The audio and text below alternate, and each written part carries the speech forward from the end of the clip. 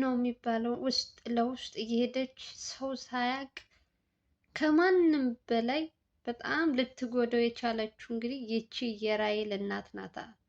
አንደኛ ነገር የራሔል እናት ለልጇ ሞት ወይም ለእንትን ምንም የምትለው ነገር የለም። ሁልጊዜ ሰዎችን ካሉበት ስራቸውን እንዳይሰሩ እሷ ብር ነው የሚገዛት ሴትየዋ።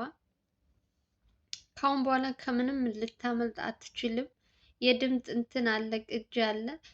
ከእሷ ጋር ስታወራ የነበረችው ከነ ሊያ ከነ አበበ ጋር አንድ ባንድ እንደ ማስረጃ ማለት ነው። ሙሉ ማስረጃው እንግዲህ ልዑል ጋር ገብቷል ማለት ነው። ሞት ደግሞ ዛሬ ሁለት ልጆች ነው ልዑልን እንትን ለማስባል የላከችው። እኔ እኮ ማንም የሚነግራችሁ የነ ልዑል የስራ ቦታቸው ምናምን ልክ ልዑል አሁን ከካሜራ ጀርባ ልጁ ቀረጻ ምናምን ጨርሰው ሁላቸውም በየእንትኑ ሲበታተኑ እንግዲህ እነሱን ደግሞ የሚጠብቁ ሰዎች አሉ።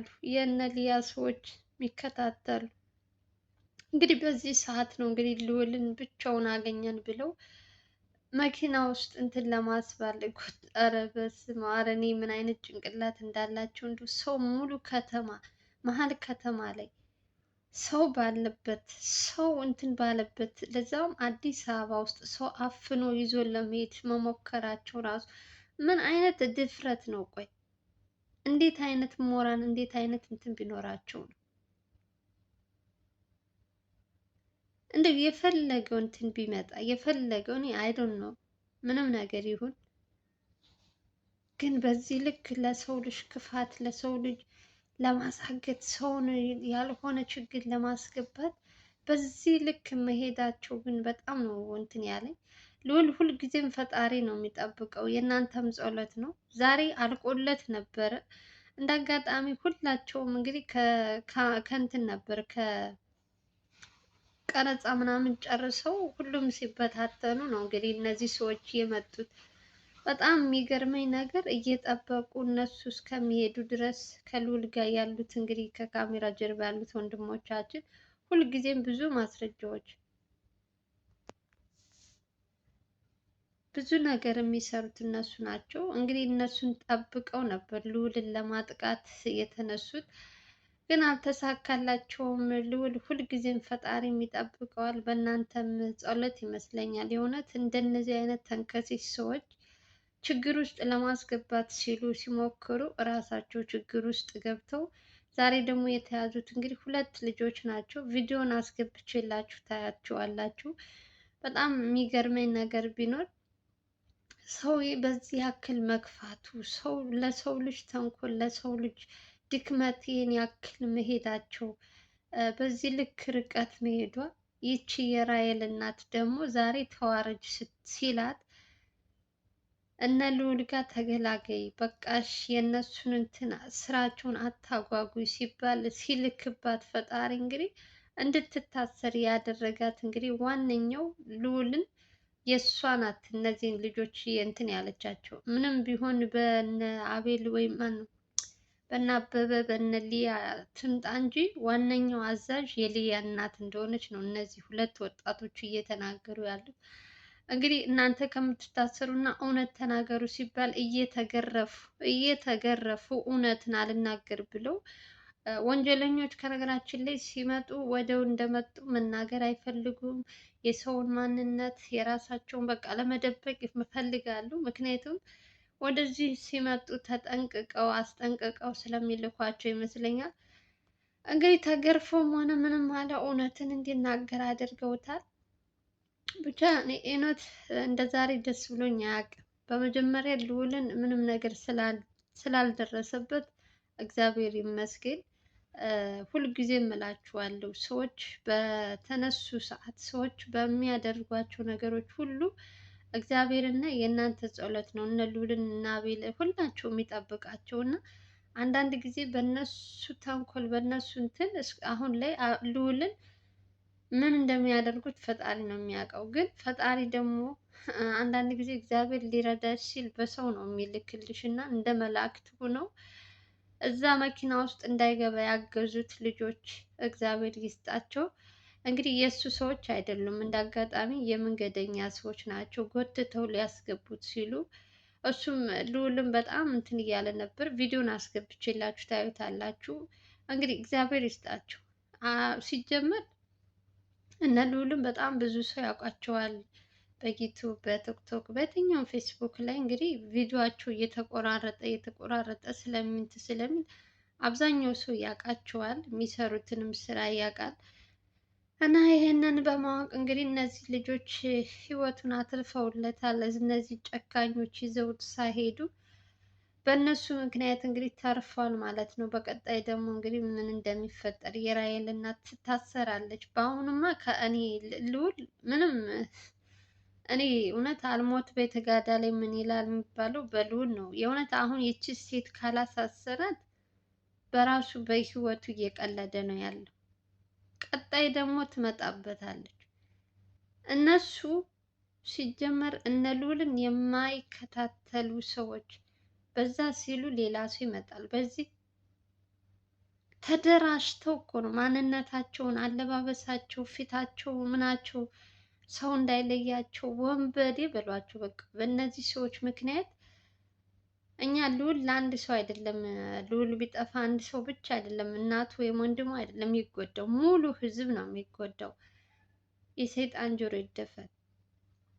ብዙ ነገር አሳልፈዋል። ብዙ ጊዜ እንደዚህ ታግቶ ያውቃል። የአሁኖቹ ደግሞ አይነ በላዎች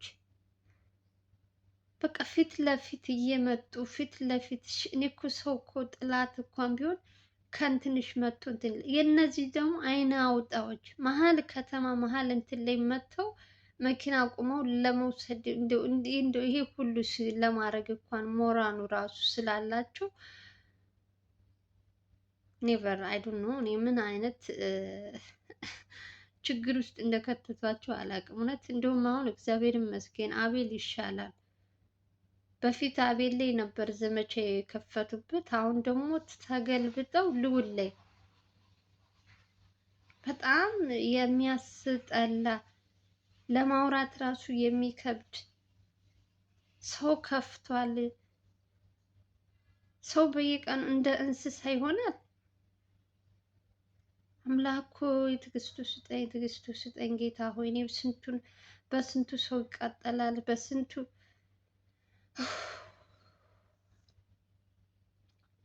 ጨጓራ የተቃጠለ ነኝ። አሁን ምን ሆኑ፣ አሁን ምን አደረጓቸው ስትሉ ስትጨነቁ፣ የልዑል ደግሞ በጣም ትንሽ ከበድ ያለ ነው። አንደኛ ነገር ልዑል ምንም ነገር ጥፋት የለበትም። ሁልጊዜም ቢሆን በሰው ችግር ነው ችግር የሚገጥማቸው። እነሱ አጥፍተው ወይ እነሱ ሰው ጋር ተጣልተው ምናምን አይደለም። ሁልጊዜ በሰዎች ችግር እነሱ እንዲገረፉ፣ እነሱ እንዲሰቃዩ፣ እንዲታሰሩ። እኔ ይሄ ስራ መቼ እንደሚያልቅ አላውቅም። እውነት በጣም በየጊዜው እኔ ስሰማ ራሱ የሆነ ጫፏን ራሱ ስትሰሙ በጣም ነው የሚከብደው። ይቺ ሴት ሲጀመር የራሔል እናት ካልታሰረች ልዑል ሰላም አያገኝም። ምክንያቱም እነ ልዑል ማነው አበበና ሊያ ደፍረው እንደዚህ አይነት ነገሮችን ለማድረግ ትንሽ እነሱ የሚፈሩ ይመስለኛል።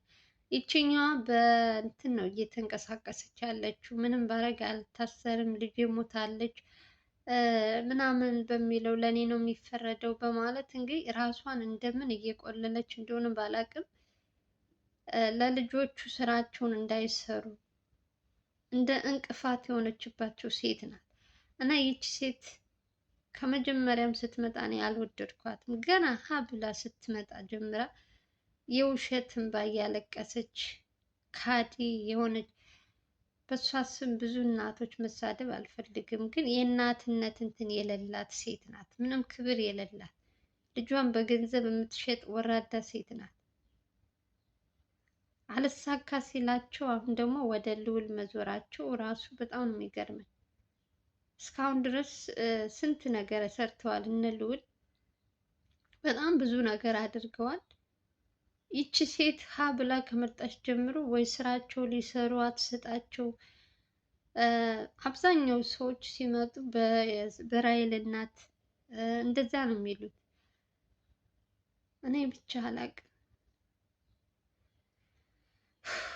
ስታወሩት ቀላል ነው፣ ግን ደግሞ የሆነ ነገር ተደረገ ብላችሁ ስታዩ ለእንትን ስትሉ ይከብዳል። በእነሱ ቦታ ስትሆኑ ሰው ለምን እንደሚከፋ አላቅም። የእውነት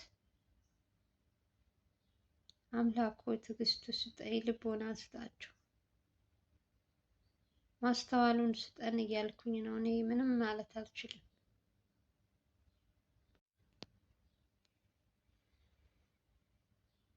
እና ይቺ ሴትዮ እንግዲህ ዛሬ ተዋረጅ ተዋረጅ ተዋረጅ ሲላት እንግዲህ እጅ ከፍንጅ እንድትያዝ ይችን ሌባ ወራዳ የላከቻቸው ሰዎች ሳይውል ሳያድር ምንም እንትን ሳይሉ እንግዲህ ወደ አሁኑ እነዛ ሰዎች ተፋፍነው እንግዲህ እነዚህን ሰዎች እንዲናዘዙ አድርገዋል። በመጀመሪያ እግዚአብሔር ይመስገን ልዑልን ስላላገቱት ወይም ምንም ነገር ሳይጎዱት እንትን ስላለ እግዚአብሔር ይመስገን። ሲቀጥል ደግሞ ይቺ ሴት መጀመሪያም ኮሜንት የምጽፉትም እኔ በተደጋጋሚ ብያለሁ። ይቺ ሴት ካልታሰረች እነ ልዑል ሰላም አያገኙም፣ መታሰር አለባት። ለምንድን ነው ይቺ ሴት ከዚህ እንትን የማያወጧት እያልኩኝ ተደጋጋሚ እያልኩ ነበር።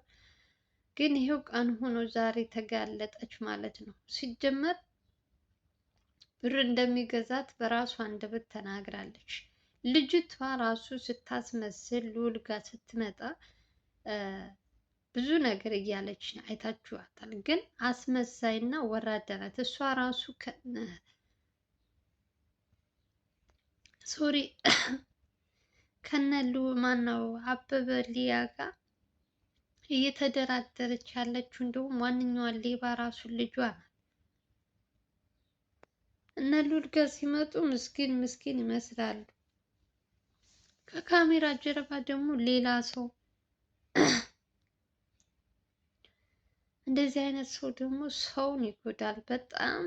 እኔ በስመ አብ እኔ እስካሁን ስንት ሰው አይቻለሁ፣ ስንት ወንበዴ አይተናል። የአሁኖቹ ደግሞ እጅግ በጣም ፊት ለፊት እያዩሽ የሚሸጡሽ ነው የመጡት። የሚሸጡሽ በቃ ሰው ወንጀሉን አምኖ ሰው ጥፋቱን አምኖ እኮ የሆነ እንትን ይሰጣል። በዚህ ልክ ለሰው ልጅ እንትን ሲያስቡ ይኸው በስከ መጨረሻ የራሷ ቅሌትና ውርደት ተዋርዳለች። የእሷ 50-60 ሺህ አሁን እስር ቤት ከገባች በኋላ ምን እንደሚጠቅማት እናያለን።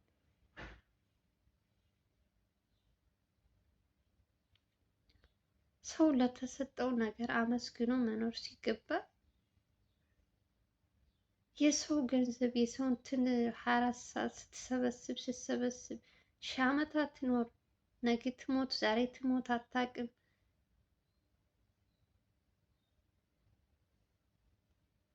በሰው ላይ እንትን ስታሴር መጨረሻዋ እንደዚህ ሆኗል። በቃ ይቺ ቅሌታ እኔ በራሔል እናት እንዴት ዛሬ በቃ ልብ ምንድን ነው አንጀቴ ቅቤ ርሷል።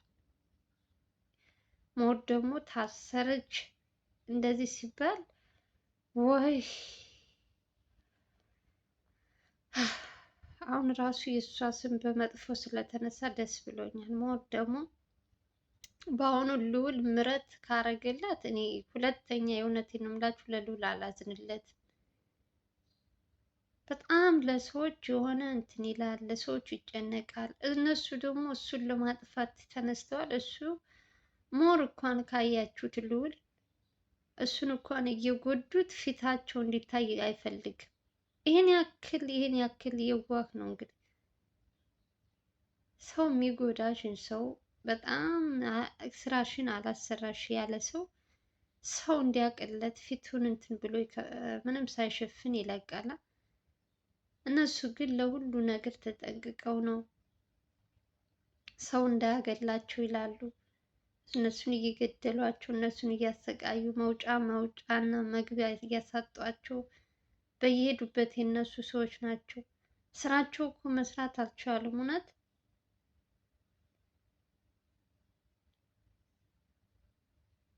በቃ የእነ አበበ የእነ ሊያ ሰዎች እኮ በሚሄዱበት ሁሉ ተቆጣጥረዋቸዋል ማለት ትችላላችሁ። አልተሳካላቸውም እንጂ በሚሄዱበት እየከሸፉ እየተያዙ እንጂ እንደነሱ እንትን እስካሁን ድረስ በጣም ብዙ ርቀት ሄደዋል። እነ ልዑል ደግሞ ለሰው ያስባሉ። ፊቱን ሸንት ሳልሸፍን ብለቀውስ ነገ ጠዋት እንደዚህ ቢያረግስ እንደዚህ ሰው እንዲህ ቢለውስ እያለ ሁልጊዜ ለሰው ይጨነቃል። ምስኪን ልዑል። ልዑል ብቻ አይደለም አቤልም እንደዚሁ ነው። ዘላለምም ካያችሁት እንደዚሁ ነው። ፊታቸውን እንትን አይሉም፣ አያሳዩም። እኔ ግን የምነግራችሁን ነገር የሊያን ፎቶ እንዶ ባገኝ ያለምንም ማቅማማት ፎቶውን አልሸፍነውም። እንዲሁ ነው ገልጭ ነው የምፖስትላችሁ። ብቻ እጅ ውስጥ ይግባ። ይችል ሌባ አበበን እንኳን ታውቁታላችሁ። ኦልሬዲ ኩርንችት የሆነ ሰውዬ። የእሷን ግን እኔ እጄ ላይ ይግባ ብቻ። የሆነ ቃል ይገባላችኋለሁ። ምንም ሳልሸፍን ነው የምለቀው። ሁለተኛ የሰው ቤት ብላ እንዳትገባ ነው ማረጋት። ምን ባላት እድሉን ብታገኝ። ሌላም ሰው እኮ እንዲህ ወንጀል ስሪ ሰው ቤት ገብተሽ እንደዚህ መስለሽ ምናምን ቢላት እሷ ብር ነው የምትፈልገው። አባቴ ምንም አትሰማሽ፣ መስማት ነው ያለ ምንም እንትን ትስማማለች። አረመኔና ጨካኝ እህቶቿን አታቀርብ፣ ዘመዶቿን ምኖቿን በቃ ገንዘብ ብቻ እያሳደደች ያለችው ሊያ አላገባች፣ አልወለደች። ስለ እሷ መውለድ ስለ እሷ መግባት ላይመለከተኝ ይችላል። ግን ሴት ልጅ ስትሆን ጊዜሽን በአግባቡ መጠቀም አለብሽ። ይሄ ገንዘብ የዛሬ ስንት ዓመት ነው መስፍን የተባለው ሰውዬ በጣም ሰዎችን ሲያሰቃይ በጣም ገንዘብ ሲሰበስብ መጨረሻው እሱ ሞተ። በተለያዩ ሰዎች አካውንት ብራቸውን ሲበትን ይሄው መጨረሻ ላይ ሲሞት ግን ማናቸውም በእኔ አካውንት አላስገባም እያሉ መክዳት ጀመሩ። በመሀል የተጎዱት ማናቸው? የራሱ ልጆች ጎዳና ላይ እስከ መውጣት ድረስ የቤት ኪራይ መክፈል እስከሚያቅታቸው ድረስ። እነዚህ ሰዎችም አሁን የሚሰበስቡት ገንዘብ ምንም እንትን የላቸውም እና አንዳንዴ ለምንሰራቸው ስራዎች መጠንቀቅ አለብን። የፈለገው እንትን ቢለን ማለት ነው። ልቦና ይስጣቸው። እኔ ብቻ አላውቅም።